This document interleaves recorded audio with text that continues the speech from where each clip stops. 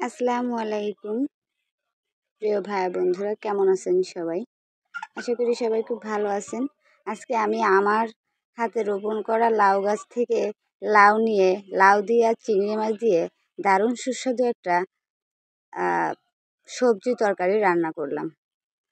হ্যাঁ, আমি আমার বাড়িতে অনেক প্রজাতির সবজি রোপণ করেছি। অন্য অন্য ভিডিওতে আপনাদের সাথে শেয়ার করব। আজ আমি আমার দেখেন উঠানের এক কোণে আমি লাউয়ের চারা রোপণ করেছিলাম। সেখানে ৩টা লাউ ধরেছে এই প্রথম, এবং দেখেন প্রথম লাউটা অনেক বড় হয়েছে। এই লাউটা আমি মসজিদে দান করব, এবং এই যে লাউটা দেখছেন এটা আজকে আমি চিংড়ি দিয়ে রান্না করব। হ্যাঁ, আজকে আমি 2টা লাউ পাইছি আমার গাছ থেকে।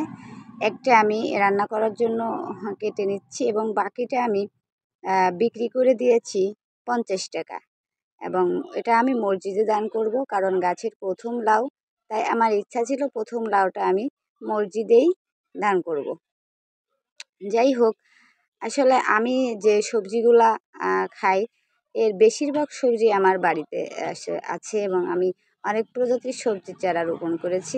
সেখান থেকে যে পরিমাণ সবজি হয় সেটা দিয়েই আমার আসলে আমার চাহিদা পূরণ হয়ে যায়।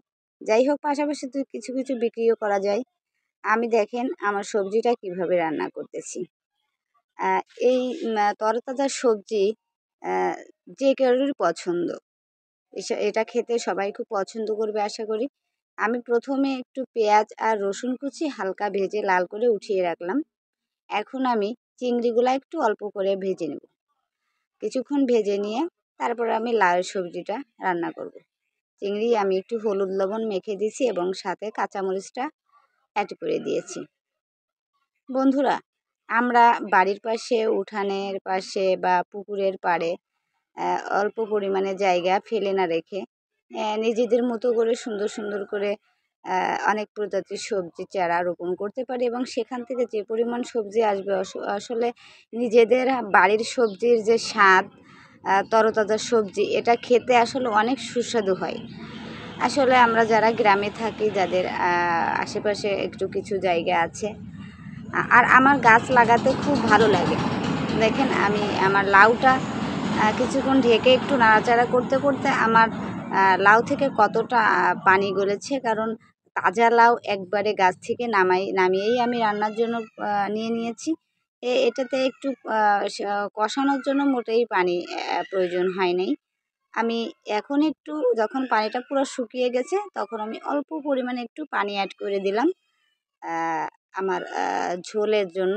তবে লাউতে বেশি পরিমাণে ঝোল প্রয়োজন হয় না, অল্প পরিমাণে একটু মাখা মাখা রাখলে খেতে অনেক স্বাদ হয়, এবং গাছ থেকে নামিয়েই সেই তাজা তরতাজা সবজি আসলে শরীরের জন্য উপকারী। কারণ বাজারে আমরা যে সবজিগুলো পাই, দেখেন আমি যে পেঁয়াজটা রেখে দিয়েছিলাম, সেই পেঁয়াজটা হালকা অল্প পরিমাণে একটু জিরা দিয়ে আমি একটু বেটে একটা মশলা তৈরি করেছি। এখন আমি তরকারিটা নামানোর 3 থেকে 4 মিনিট আগে এই মশলাটা তরকারিতে অ্যাড করে দিলাম, দারুণ একটা ফ্লেভার পাওয়ার জন্য। হ্যাঁ, এরকম সুন্দর সুন্দর রেসিপি, সুন্দর সুন্দর ভিডিও পেতে, এবং ফ্যামিলি ব্লগ যে ভিডিওগুলো আপনারা দেখতে চান, তাহলে আমার ইউটিউব চ্যানেলটা সাবস্ক্রাইব করার অনুরোধ রইল। পাশাপাশি আমার ফেসটাও ফলো করে রাখবেন, এবং লাইক কমেন্টস করে সবাই সবার পাশে থাকবেন এমন এমন সুন্দর ভিডিও পেতে। আজ এ পর্যন্তই। ভালো থাকবেন সবাই। আল্লাহ হাফেজ।